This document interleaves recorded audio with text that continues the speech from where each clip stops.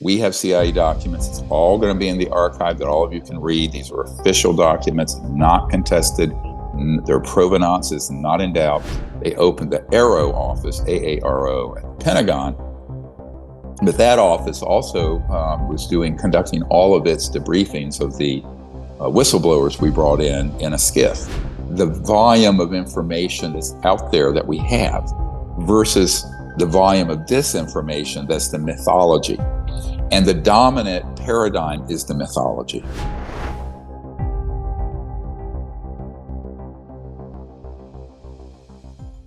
They end up putting out information that has a kernel of truth in it that's surrounded by a poison pill of disinformation. So it's sort of like a sweet coating on the outside that looks true, and then you take the poison. So that's something that's been developed since the 50s, as you all know from the CIA document we acquired after I briefed the CIA director about this, where in 1953 they talked about the great psychological warfare value of the UFO subject. So we're 70 years into those guys having a running start on what's now beginning to be just the disclosure concept that I founded in the 90s is now used in all in the mainstream media. It's called disclosure. You know, someone joked or sort of trademarked that. No, I'm just kidding. But that, unfortunately, we know that whether you're the president and you have someone come in with a portfolio of false information, or you're a journalist, you're going to first have the people shoved in your face who are counterintelligence, disinformation operatives, even though they may not come across that way initially. So it's a complicated problem, and it's why there is so much confusion and consternation and what have you. Right. So can you discuss this NDAA, and can you tell me or tell our listeners what policies have changed towards this UAP research and transparency? Are they more transparent? And how is this going to impact people's future? What can we expect this year? Well, to be honest with you, a great deal of the most important aspects of it was gutted by the conference committee between the Senate and the House. What the Senate passed was pretty aggressive. And the Senate Intelligence Committee and the folks I've been working with there, it came out of committee unanimously to put this amnesty or safe harbor period in so that individual and corporations would have 6 months to come clean. Then they'd be in violation of the law explicitly, et cetera. A lot of that was taken out. Now, there were other parts of it that were problematic that I think resulted in other parts of it being taken out. And we're going to get into something here very controversial, what I'm about to say. But there were some provisions in there modeled on the JFK Assassination Records Act, which was ballyhooed as a great step forward. In reality, the JFK Records Act resulted in the continued cover-up of the most sensitive information surrounding that event, and everyone knows that. And so the other problem with this is that there was going to be a 9-member panel appointed by the president and then confirmed by the Senate. And unfortunately, neither the people in Congress nor the White House, and I would say most of the UFO research community, don't know the history of these panels. The Robertson panel in 1953 was set up as an objective research project to look into the UFO issue, and it turned out we have documents that state this, that Dr. Donald Menzel of Harvard and other people on that panel in a CIA document were on the payroll and were embedded to sort of skew the results and steer that panel into a dead end. The same thing happened a few years later, 1969. The Condon Committee with Professor Condon at University of Colorado. They were set up to get to the bottom of this. We have CIA documents. It's all going to be in the archive that all of you can read. These are official documents, not contested. Their provenance is not in doubt. And it states the key members of that panel, including Professor Condon himself, were on the payroll of the CIA and were actually operatives, but that had to be kept very secret. We have that document. And it turns out, as you know, from the Disclosure Project, initially, the group of witnesses that came forward in 2001, Dr. Robert Woods, who was a McDonnell Douglas aircraft, which of course that merged with Boeing, Mr. McDonald himself, of McDonnell Douglas, wanted him to look into the UFO issue. He did. He found all this hard evidence, and he was going to be on that committee with Professor Condon, the Condon Committee. And Professor Condon went to Mr. McDonald and told him to fire him, and he was kicked off that committee because he had actual evidence as opposed to the myth and the cover-up. So there's a problem with this, and this is, could there be 9 people that would be appointed by these bureaucrats and people in the government who would not be corrupted clandestinely? It's not like they're wearing a badge. Here's the naivete of the public. No one wears a badge saying, I'm a covert CIA operative, right? So these people, whether they're bribed or there's Oppo research on them, or they did something illegal that they can hold over them, or some personal problem, or money. I mean, all the above has been done to me and offered to me. And so what I see is that would have been very difficult, because it would have also been under top secret clearance, and then they could decide whatever they found, which parts the public would know and which parts they wouldn't. What that means is that there would be just pablum that probably proffered to the public and the media. Now, some people have said that I'm working with in the Senate that that's a rather cynical view, but I think it's because it's not cynical, it's realistic if you know the history. So if you don't know the history, you're going to repeat it. And unfortunately, the members of Congress who conceived of that, I don't think know this 70-year history of how this has been covered up, what the mechanisms are, and how those efforts have been corrupted. Therefore, the real action needs to be, and with what we've been saying for 30 years, is an open, not classified hearings in the Senate and House, and a true investigation. Now, I will tell you, having worked for years now, very intimately with the most senior people in the House and the Senate, particularly the last 2 years, there's no real investigation going on because they haven't staffed that up yet. And when I first met with the senior officials on the Senate Intelligence Committee a couple years ago, the plan was they were going to put on a group with about 30 investigators to get to the bottom of this. And that funding and that process never began. They opened the AARO office, AARO, at the Pentagon. But that office also was conducting all of its debriefings of the whistleblowers we brought in a SCIF, secure compartmented information facility, top secret, where a lot of that was covered up and not sent back over to the members of the Congress. I know for a fact. How do I know that? Listen carefully, everyone. We would bring people over to Washington. They would first meet with my trusted folks who are really the white hat good guys, Senate Intel, Senate Armed Services, etc. So they would get all that information from these whistleblowers first. Then they would drive them over to the SCIF or AARO or the Pentagon. And so they knew when that AARO office and Dr. Patrick was covering up the testimony and information given by some of the most important firsthand witnesses, which unfortunately, at this point, I can't name who all those were, but I'll just give everyone an example. None of you know who this guy is. It's a firsthand whistleblower, not like Mr. Grush, someone who's secondhand. And he was at Area 51 for years. He was actually in control of communication monitoring of all telephone conversations and everything in the very top secret S4 and other areas. He worked this issue for a number of years and also was at Wright-Patterson Air Force Base. And what he shared, Dr. Kirkpatrick didn't want to hear, and then left it out of what he would then send up to even the top secret Gang of 8 folks in the Congress. So that's why you saw last spring a rather strong letter from Senators Rubio and Senator Warner of Virginia that said point blank, it was sort of castigating the AARO office for having done that. Now, the reason they knew that had been done, we had made sure that they had that information independently. So it's a check and a balance. So that's what we've been doing. I know it's shocking to some people to hear this, but you have to. You cannot trust folks who are in these positions not to be corrupted or corruptible. Now, ultimately, the way to get around that is to do this and take it completely out of. And this is where I completely agree with Congressman Moskowitz. He's a Democrat from Miami, and Burchett, Republican from Tennessee, Luna.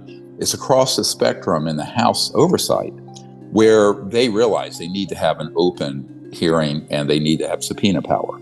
And that is what we're now working with them on. And we just proffered, I've sent over to them a couple weeks ago before Christmas, 23 of the first really important top secret firsthand whistleblowers to be subpoenaed. And if they're subpoenaed, they're testifying under oath. If they lie, they can be prosecuted, and it gives them cover, more importantly. Most of them want to be sure they're giving cover and protection for coming forward.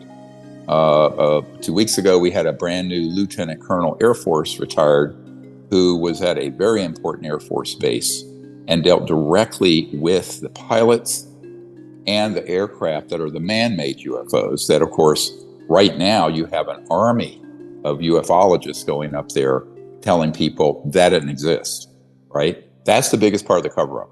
Heads up, everyone. It's not about the extraterrestrials, aliens. It's about what we have. Because those technologies disclosed would terminate the oil industry and the central utilities and all of that. It's hundreds of trillions of dollars. So I think that one of the problems is being sure that the people who are firsthand get subpoenaed and it's the correct people. But then there's another level, and that is what we've been spending a lot of time on behind the scenes is, and I'm not going to say who I'm doing this with, but like when there have been some of the earlier hearings, they'll contact me and ask me what questions to ask. The big problem, because I've been doing this now for 30 some years and have debriefed literally over 1,000 whistleblowers. You have to know enough to ask the follow-on to the follow-on to the follow-on question. It was complicated. In other words, you need to have a certain level of knowledge to even know what the next question would be, to be frank. I want to get into the weeds too far with this, but that's why there's a huge educational learning curve for members of Congress or White House who are incredibly busy with a million things, the Middle East blowing up, China, Russia, Ukraine, blah, blah, blah, the economy. And so to get them, up to date and up to speed correctly with information and not false information, very difficult to do and very time consuming. That's behind. I'm giving people a glimpse behind the scenes of what we're trying to do and have been doing rather successfully, but it's slow going, of course. What I think is very important for people to appreciate is the volume of information that's out there that we have versus the volume of disinformation that's the mythology. And the dominant paradigm is the mythology, right? Right. And so when they have these people go up there, they have a little bit of knowledge, all right? Let's say you're a secondhand witness or you're an operative, like Luis Elizondo. You're going to provide the information that the cover-up artists want them to provide. Or you just simply don't know. And you find it unbelievable. And this is why some of the pilots, like David Fravor, whom I've spoken with, very sincerely believe that those objects he chased had to be from another dimension, another world, another planet, whatever, and that we couldn't possibly have something like that. And yet we have knowledge and proof that those were in fact from the Lockheed Skunk Works. Now, another update, in late September, I was taken by a classified helicopter and a very high-ranking person inside the secret deep black government programs to 2 black sites out west at very low altitude. And I have that video. I think you've seen some of it, including the opening to the underground facility at one of them that was run by the Lockheed Skunk Works Corporation and Boeing, which work seamlessly, and another one that was Northrop Grumman. And it's a site that I know the most senior people in the Congress that we've handed this over to subsequent to this, and we have, had no idea existed. They didn't know the sites existed. They didn't know what was underground there. It's like an anthill where you go under, and then it's this huge complex underneath in the deserts out west. And this particular site had electromagnetic pulse weapons. That, of course, an electromagnetic pulse is what you get from a nuclear blast, but just that pulse factor can be weaponized. Now, that's against the Nuclear Non-Proliferation Treaty, but we have them. And of course, the organization doing this could care less about law, treaties, international law, etc. Who cares? If you're going to be rogue and break the law, you're going to break all of them, right? So what has happened when I was over this site, I realized this gentleman is a senior operator there, very senior, who actually has handled the biologicals, meaning the dead bodies of the ETs, but also of the human pilots that we've killed that have accidentally strayed into that airspace during an operation that have been struck with these electromagnetic pulse weapons at both sites. The one site I was over, he said about 2 ET craft a year are knocked down there, and that he's been involved with retrieving and the OPSEC, operational security around it. He's extremely senior. And so it was kind of spooky because there was a security vehicle right by one of those as we descended right over the site, maybe 100, 200 feet, AGL, but ground level. But, and the director of the law enforcement strike team that we've been providing information to is behind me in the back of the backseat of the chopper. But the purpose of this was for us to review this site, because besides the fact that they're targeting and knocking down the ET craft, and by accident, unfortunately, a civilian aircraft, and they just completely get rid of the fuselage and the bodies of these poor people who have been killed over this site. And that's something we're looking at opening up a major investigation and lawsuit over, because it's a lot of people over the years that have been killed. This one site's been fully operational for 40 years, and 40. And yeah, 40, and have on average killed about 2 ET craft and retrieved those victims during that period. So that's 80 crash retrievals, just at one site. The other site, similar number. So when I tell people we have 122 crash retrieval cases, those are the ones that we have had people come forward and talk about. There's obviously probably more than 1,000 over the years, and I would say globally much more than that.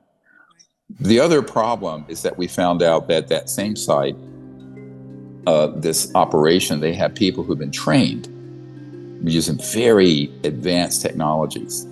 And what I described in 1991 as consciousness-assisted technology, interface between thought, consciousness, and technology, to essentially hijack an ET vehicle, bring it into the area, and kill it. And this particular gentleman is handing over to us a couple of these operators that do that. Most of the people doing that are killed in the process of their training, but there are some alive, and a couple of them are coming forward. Now, that sounds like science fiction, but it's true. And this is part of the problem, is that the deeper you go into the subject, the rabbit hole just gets crazier. And the truth is way more unbelievable than the fiction being sold. Now, of course, all these senior folks who've approached us know about how they've been conducting abductions, making them look alien, what those technologies entail, how they've been doing and why they've been doing mutilations. We have a new whistleblower who's involved in that directly. It's very dark stuff, as Tucker Carlson recently said in an interview with someone. But he doesn't know that a lot of the stage crafting of the scariest stuff are covert human programs conducting them for their psychological warfare value, quote unquote, quote the CIA document. But that's something we hope to clear up with Mr. Carlson soon, and some other journalists who have been gaslit by some false information. Yeah, I mean, his comments, I don't know if you want to speak to any of his comments that are particular comments. You might want to, because they are out there in the public domain. And I think this has caused a great deal of confusion with the public and people who follow this. Not just the public, but people in the Yeah. government and law Yes. enforcement. Serious. Oh, it is. It totally is.